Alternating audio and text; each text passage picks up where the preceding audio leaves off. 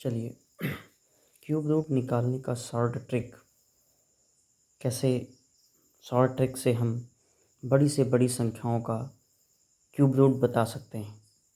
देखिए, अगर सबसे पहले हम 3 का जोड़ा बनाएंगे पीछे से, ठीक है। और ये ध्यान देना है, हमें ये चीज़ याद रखनी है कि 1 का 1 3 बार गुणा होगा 1, 2 का 3 बार गुणा तो 8। इस तरीके से हमें 10 तक याद रखना है। तो यहाँ देखेंगे, यहाँ कितना लिखा हुआ 474 यानी 474। अब देखेंगे 474 इसके टेबल में कहाँ पे ज़्यादा होगा। तो देखिए 8 बार अगर 8 का गुणा 3 बार करेंगे तो 512 ज़्यादा हो जाएगा, लेकिन 7 का गुणा अगर 7 बार करेंगे तो इससे कम हो जाएगा।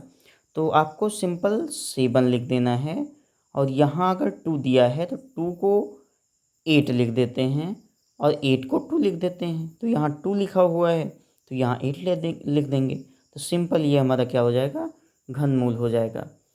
अगला देखते हैं, फिर 3 का यहाँ से जोड़ा बनाएंगे, ठीक है। 175 ज़्यादा कब होगा, 216 ज़्यादा हो जाएगा, इसलिए 5 लिख देंगे।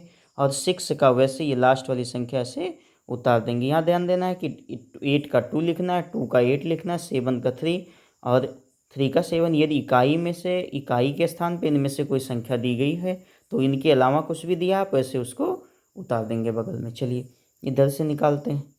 अब देखिए 3 का 3 बार गुणा करेंगे 27, तो 12 से ज़्यादा हो जाएगा, इसलिए हम यहाँ 2 लिख देंगे। और यहाँ 7 है तो 7 का क्या लिख देते हैं, 3 लिख देते हैं। अगले देखिए यहाँ से 3 का जोड़ा, तो यहाँ 7 का 3 बार होगा 343 हो जाएगा, लेकिन 6 का 3 बार गुणा होगा तो 216 होगा। तो यहाँ सिंपल आप क्या कर देंगे 6 सिंपल लिख देंगे, और यहाँ 8 है तो 8 का कितना लिख देते हैं 2। ये हो जाएगा इसका क्यूब रूट। अगला देखते हैं, यहाँ से ये 3 का जोड़ा हो गया।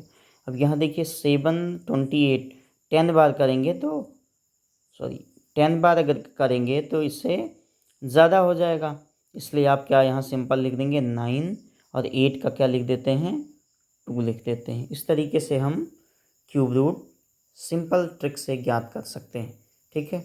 अब मैं आप लोगों को होमवर्क दे रहा हूँ इन 5 सवालों का। 5 सवालों को आप इस ट्रिक के अनुसार बताइए कि इसका क्यूब रूट क्या होगा।